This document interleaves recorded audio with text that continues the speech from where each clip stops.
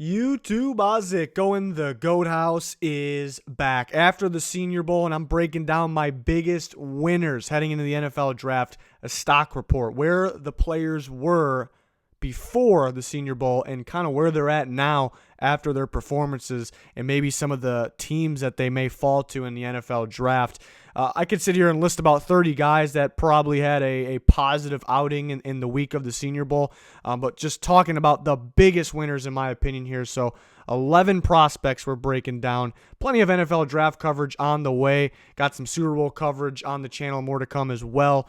Free agency, can't wait for that. We got you covered here at the GOAT House. 2 channels. Subscribe to both of them. There's a link in the description in the comments for the new one, the GOAT House Plus, trying to reach that 40K goal. Would really appreciate a subscription. And there's our Twitter, constantly talking NFL, whether it's updates, breaking news, the NFL draft, live during games. It's a must follow. There, link in the description in the comments for that. And the Patreon link is in the description as well. You can check that out. But let's talk about some winners here. Let's start with the running back position, maybe the best performance from the actual game. I'm always on board with the practices being more important in the game, but you always like to see who shows up when it actually matters, in the game. And Joshua Kelley was very impressive, the running back from UCLA. At the Senior Bowl, I thought should have been the MVP. He was on the winning team and rushed for over 100 yards off of 15 carries. Running back's pretty easy position to evaluate. What I'm looking for, the first things right away, what I'm looking for is vision and the ability to hit. Vision goes into finding the hole and the ability to hit that hole, with some speed, with some quickness. And I saw both of that from Joshua Kelley. And then kind of the next step evaluating running backs is, can you make guys miss? And I saw that as well. So he checks off all the boxes. Obviously, he's not going to be, up there with the J.K. Dobbins, DeAndre Swifts. He doesn't have maybe, he's a freakish athlete, but maybe not on their level. But he was kind of just a projected late day 3 before the Senior Bowl for me, 6th round best at best. And then after the Senior Bowl, a solid performance, I think, bumps him up where he should go to the 5th round. And something you keep in mind, too, is running backs always drop further than what you think their talent is just because it's running backs, just the way it is. So a 5th round pick's what I expect from Joshua Kelley. I think some teams that could be looking, for another running back. I could sit here and list all the teams that could use a starting running back or a depth running back here, a backup running back. These are the ones, I listed 8 teams for each player here, each prospect. These are the ones that came to mind. I think he's going to be a good rotation back. The team that drafts him kind of wants him as a rotation back. The Chiefs are looking for a starter, in my opinion, or maybe a guy that can rotate with Damian Williams. They could go for maybe a more higher-end guy. I think teams like the Bills, the Lions, the Steelers, I think those teams make a lot of sense for a guy like Joshua Kelley. The Bills looking for a guy to complement, play behind Devin Singletary, who they hit on last draft. The Lions are looking for another one with Kerryon Johnson, hoping Johnson can be the starter if he's healthy. And the Steelers, same situation with James Conner.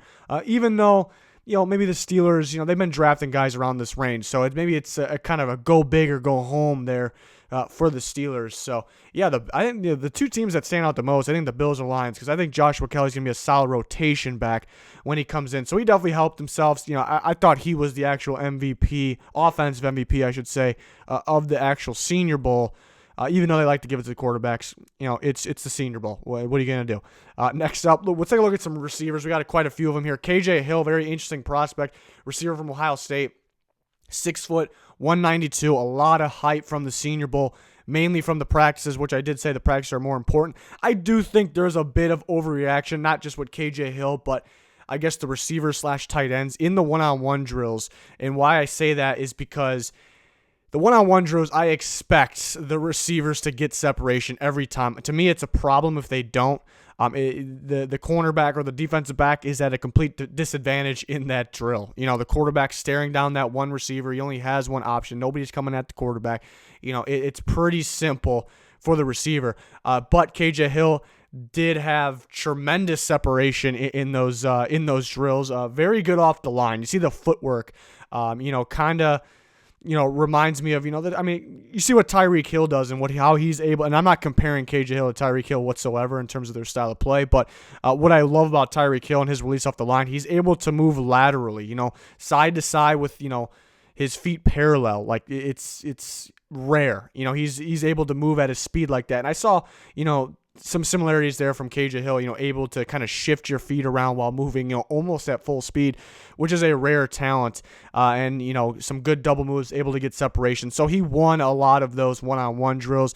I think that people could overreact from those a little bit. But to me, it was kind of a round 4 guy, maybe 3 I've heard about a little bit. And now I'd say top 75 pick, which is into the 3rd round. I think he very well could go 2nd round. Still a tough one, because there's just so many damn receivers that, I think a guy like this could get, not lost, but, some receivers, I guess, could get pushed back a little bit. I do think people make a mistake by saying that when they're talking about, like, the top tier guys. I don't think, some of there's about 6, top tier guys, in my opinion. Now, none of those guys are going to get pushed back because of the depth of the receiver class. I think people make a mistake with that. I think people want to say, well, this team will wait for the receiver because there's so many good ones. But we rarely see a deep and elite receiver class at the same time. We got kind of both of that with this class. But KJ Hill's a guy that could maybe drop further than people are expecting after the Senior Bowl. So maybe people are raising him up a little higher than me, but I was, I think the footwork won. That's what kind of blew me away. So, I could sit here and list every team that needs a receiver. There's a boatload of teams that need a receiver. These are the teams that came to mind, kind of teams looking for a number 2 or number 3 receiver, which in my opinion, in today's NFL, you need 2 number 1s and then 2 number 2s, the way I look at it. So I think it could be a number 2 receiver, maybe the 3rd or 4th receiver on a team, day 1 rookie year, which is pretty good. So some of those teams, we'll see some similar teams here, when we talk about the other receivers. But those are some of the teams I thought of. Pretty interesting to see Terry McLaurin was kind of the same style, kind of going into the Senior Bowl, maybe a 4th round pick, and then he makes more of a name for himself after the Senior Bowl. KJ Hill, Ohio State teammate, with some similar traits to him, may have done the same thing. And we see Terry McLaurin on the Redskins. They liked him a lot. They haven't had too much success with receivers, so I thought that was an interesting team. It's kind of, I guess, corny that, because they have Terry McLaurin, but a team like that may feel KJ Hill is a safe pick. Whether it's probably round 3 if it's the Redskins, and there could be a little bit of movement.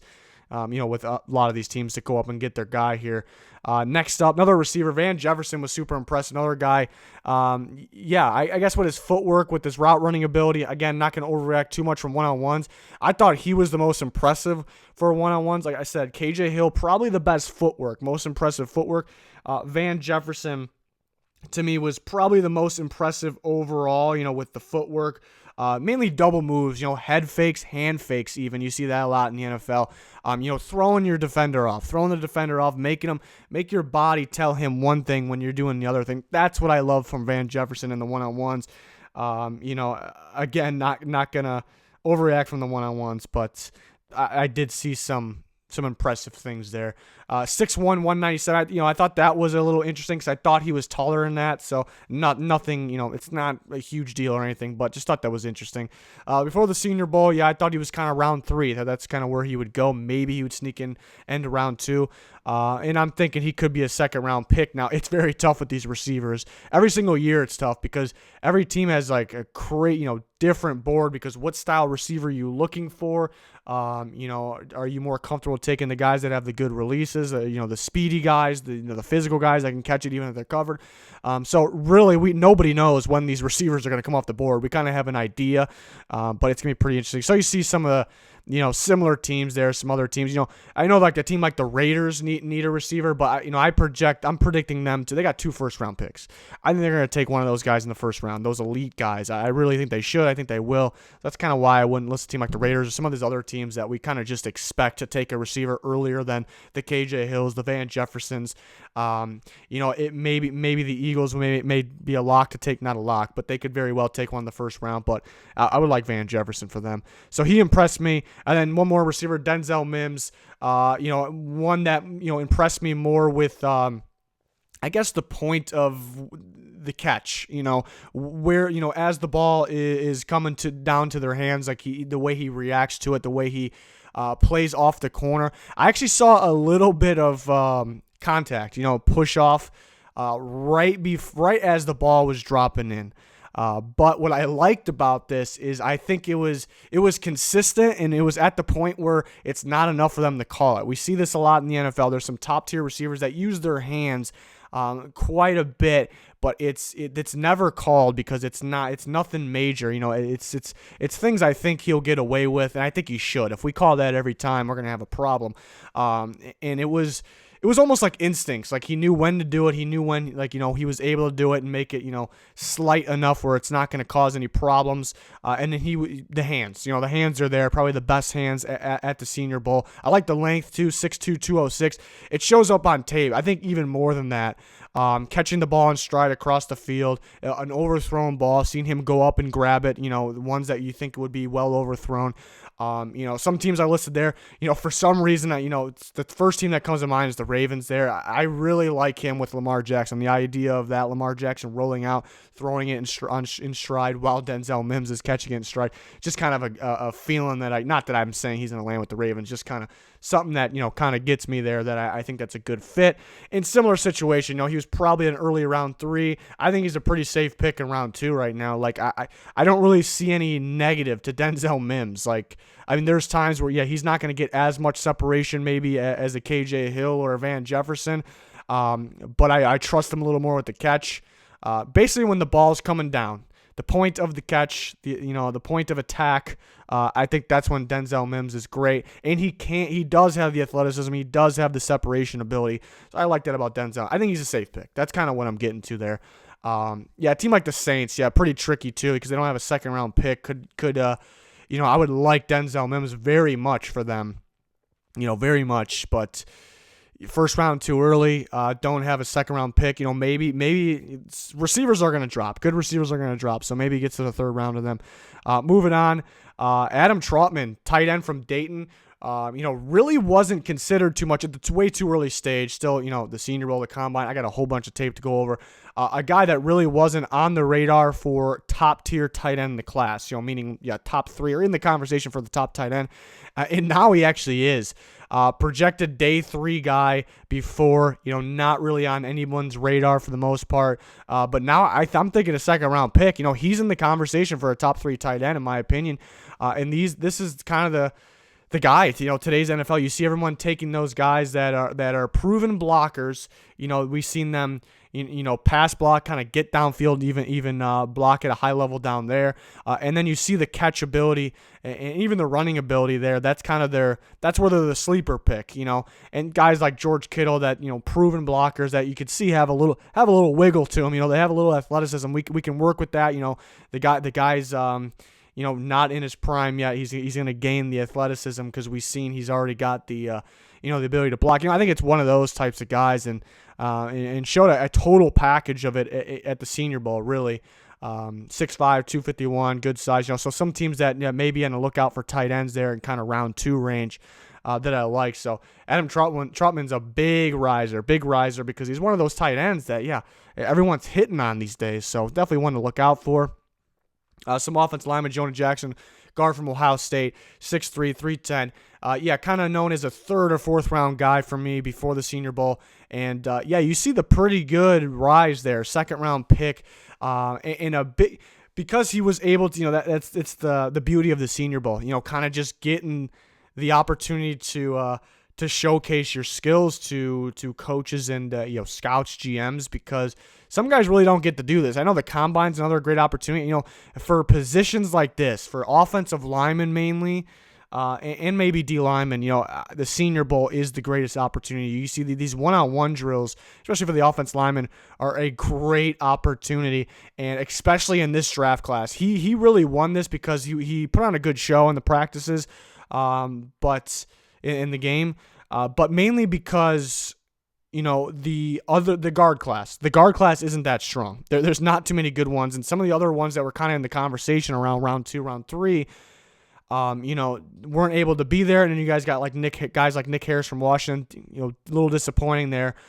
So he kind of made himself where he could be a top tier guard in this draft. And if a team desperately needs a guard and there's a pretty big separation between, a Jonah Jackson and a Nick Harris, they're going to go with Jonah Jackson. So that's why I think, round 2 sounds about right. And you see some teams that could use a guard, And there's quite a few teams that could use a starting guard right now, and there actually could be a fight over a guy like this, so that's very interesting. Yeah, he was definitely very impressive at the Senior Bowl. The one-on-ones, too, and we could talk more about that now because we got another offensive lineman here. Josh Jones, I think, a huge winner. Not in terms of how much they got bumped up. He didn't get bumped up that much because he was kind of a very early second-round pick for me. And now he's a first-round pick. There's not that much of a difference there, but he made himself into a first-round pick. So that's a huge winner there. 6'5", 311. Josh Jones was dominant. At practice in the Senior Bowl, and kind of going to one-on-ones. I think it's actually harder for the offensive lineman in the one-on-one drills for offense versus defense because you don't have that guy, especially for tackles. In my opinion, you don't have that guy inside you. You don't have that guard. And even though the guard's not going to help double team, you have that big body there just in case. There's not a big gap for the defensive lineman to go through. The defensive lineman has open space to go anywhere. So pretty tough task in the one-on-one drills from the offensive lineman. Josh Jones punished people. He punished some really good players too. He dominated them. So teams that need, see how important offensive linemen is. Teams that need tackles, they're going to be all over a guy like Josh Jones. I think the teams like the Dolphins, the Vikings, the Patriots, I think those are hot candidates for Josh Jones there at the end of the first round because, of course, the Dolphins have other teams' picks there. They pick late in the first round as well. They may even have to use their second first-round pick, that middle one to kind of to get him. So those teams are the ones to really look out for where they sit. The other teams are in need of a guy like Josh Jones. They may have to move around a bit. You look at where the Broncos are. I mean, it wouldn't completely shock me. It would be a little early for Josh Jones, but yeah, it's possible where they sit. Best case they trade back a little bit. But then teams like the Dolphins, I expect to move around. The Chargers would maybe have to trade up from the second round. Same with the Cardinals. The Browns could trade back. The Jets can trade back or up. So just teams that really could use Josh Jones, and I see a good fit there. The tackle out of Houston. We're moving on to the next prospect. Jason Strowbridge from North Carolina. Very intriguing one because I haven't listed his D-line, but that's why he's interesting is because he can pretty much rush from anywhere on the D-line. He's not going to be a nose tackle, but he can rush from anywhere on the D-line. And we kind of in the scrimmages at the end of practices, we kind of saw that. We seen him moving around. Okay, he's at defensive end here.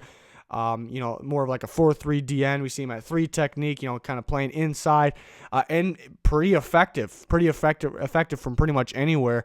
At 6'4", 267, yeah, he's right about that weight where, he's probably a 4-3 end. If you want to play him at 3-4 end or 3 technique, yeah, I can see that as well. Not really talked about a whole bunch before the Senior Bowl, just projected day 3, maybe earlier. I think he made himself a 3rd-round pick after the Senior Bowl. Very, very good performances there in the practices. And there's some teams, could be like a Calais Campbell type player, so that's why I listed the Jags. They could use another guy to move around like that. That's kind of why I listed the Jags. And some other teams that need, the Panthers would probably, if they want to stick with their defense they ran last year, they could use a 3-4 end kind of in front of, their pass rushers there to generate some pass rush from the defensive line, and they have some free agents on the D-line. Aaron Donald needs some help up there for the Rams. The Packers need another 3-4 end. Interesting thing about that bottom line teams, those 4 teams on the bottom, those are the teams that, for some reason, consistently take these types of players, the players that you can move around a bit on the defense line specifically. The Seahawks got a bunch of those guys. A guy like Quentin Jefferson kind of reminds me a little bit, and he's a free agent. Matt Patricia on the Lions, kind of always known to getting those guys we can, move around a bit, kind of like a Deshaun Hand. And the Colts, same thing, kind of like a Tyquan Lewis. They got quite a few of those guys that can kind of, play any defense and move around. And then Mike Zimmer and the Vikings always trying to kind of convert guys in the D-line, and they're in the need of, and pretty much anything on the D-line there. So those 4 teams on the bottom are pretty interesting to me because those seem to be the teams that are always in the market for these types of players. Next player we're talking about, Troy Pride Jr., the cornerback from Notre Dame. At 5'11", 193. Before it was kind of a day 3 guy for me, before kind of early. And after the Senior Bowl, I think he's a top 75 pick. That's kind of early there in the 3rd round. And he could be a 2nd-round pick. He very well could be a 2nd-round pick. I think some teams are going to fall in love with the idea of Troy Pride, freakish speed, obviously, and can be physical. He's shown it at times. He showed it in one-on-ones. And like I talked about earlier in the video, that the DB's at a complete disadvantage in the one-on-ones, and if you can show, even if you lose the rep, the receiver catches the ball, the corner to me can still win the rep. If that makes any sense, kind of just sticking with him, having good coverage, showing me that you can, run with him, be physical at the line. Detroit Pride showed me that. If he can have that much speed and be that physical, then he's going to be a good corner. And there's going to be some teams that want to work with him, some coaches that want to work with him. So tremendous upside from him. Maybe he could, I hate to say it, but maybe, I hate to put it like this, I guess, but maybe a team could overdraft him. By that, I mean, I think he's capable of being a good player and a starter down the line. But why I say that is, I think a team could maybe take him a little earlier than we all expect, because he has already that speed, that athleticism, and people will want to work with him. So, but he had a really good week, and he had a really good game as well. Very impressive there. We got two more players left, and they're both pass rushers. I think maybe the biggest winners of the week, I should say. Josh Uche, edge rusher from Michigan, edge rusher / linebacker from Michigan, 6'1", 241. Kind of known as an off-the-ball linebacker originally, outside linebacker. Michigan really used him this year as more of an edge rusher and was pretty productive. Before the Senior Bowl, kind of getting that 3rd to 4th round talk. And now after the Senior Bowl, I think he goes 2nd round. The only negative here is, he maybe doesn't have the length that you want, your edge rusher to have. Maybe some of those, he does have length, but maybe some of those pass rushers have a little more length to them. So that's really the only downside. The thing I like a lot is I think he can fit about any scheme, really. I think if a 3-4 team drafts him, I think he plays outside linebacker, which is an edge rusher in that defense. If a 4-3 team drafts him, I can see him playing outside linebacker, off the ball linebacker, because he showed all week that he can rush the passer, but he can drop back in coverage. He's very impressive in coverage, specifically in one-on-ones to me. So he showed he can do pretty much anything. So I think that's why he's really rising up boards. I think he can fit about any defense. It's going to be interesting to see if somebody drafts him as a pass rusher or an outside linebacker. Very interesting. A couple teams, there's quite a few teams here, but I think the teams I like the most here are the Buffalo Bills and the Seattle Seahawks. The Seahawks are always after these types of players that can rush the edge but also drop back in coverage. They can kind of use another linebacker back there anyway, so they want to use an edge rusher. They very well can. But the Bills, I think I like the most for Uche here. They're going to lose Lorenzo Alexander, longtime veteran there, was an outside linebacker, but they would use him, to rush the passer at times. And I think that, kind of reminds me of Josh Uche here, what he can do. And, that defense is kind of just a little more pass rush away from being an elite defense. So I really like him for the team like the Bills. Obviously several teams he can fit here.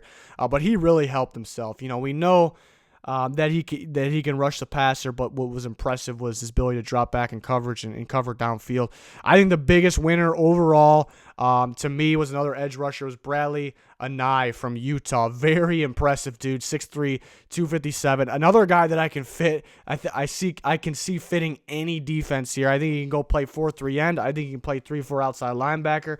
I think he can do all of it. I'm really looking forward to the combine for him. Really looking forward to watching more tape on him. Very, very impressive dude. You see him consistently getting pressure at the Senior Bowl, practice and the game. Before, I thought it was kind of an early round 3. I've heard some round 2. I think he's a top 50 lock now, which is within the 2nd round. I think there is even, maybe it's not a great chance, but I think there is a chance that he could go in the 1st round, like late 1st. And so those are some of the teams, I can list several teams here, but those are some of the teams that came to mind first that could be looking for another pass rusher. The Falcons got a couple picks in the 2nd round. The Dolphins, we've got several picks. They're looking for a pass rusher. The Jets, maybe with their early 2nd round pick. The Colts got several picks in the 2nd round. The Titans would be a team that maybe could take him at the end of the 1st round. The Lions with their 2nd round. The Bears need another pass rusher for Khalil Mack, and we talked about the Bills could use some more pass rush to make their defense elite. There's several teams you can list here. But I was very impressed, with pretty much every part of his game. He's got the moves, very strong hands. You see him slap the offensive tackles' arms down, even attempting to block them. Very impressive. Just overall, I think he was one of the more impressive guys, and the guy that maybe helped the stock the most in terms of jump, where he was going to be there. So super impressive there. Can't wait to watch more on him. So he's probably the biggest winner. And that's all I got for the biggest winners. I know there's several other guys. I was pretty disappointed with the offensive tackles. Meant to talk about that. Yeah, Josh Jones really stood out because the offensive tackles really had problems with these pass rushers. There's a lot of interior guys. Gallimore from Oklahoma, nothing big, in jump, in stock, but was impressive. Guys like Javon Kinlaw and Marlon Davidson, those guys looked impressive in their limited time, but then did get hurt. But, they're going to be okay. Those are some impressive guys that potential first rounds. Kinlaw will be a first-round pick. A couple corners. Darnay Holmes from UCLA I thought was impressive, a little more physical than I thought he would be. Lamar Jackson from Nebraska was pretty impressive. Long list of receivers. We could talk all day about guys that really help themselves. I like Jordan Love. I like Justin Herbert. The quarterbacks. Anthony Gordon may have helped himself. So a lot of impressive players. Can't wait to continue to cover the draft here at Mock Drafts, covering the Combine all the time here in free agency coverage. Of course, Super Bowl coverage. So we got you covered. Please subscribe to both of our channels. Follow us on Twitter. There's a link in the description and the comments for all of that. Would really appreciate if you guys could check all that out. And that's going to do it for this one. So thanks for watching. That's going to do it. Goodbye.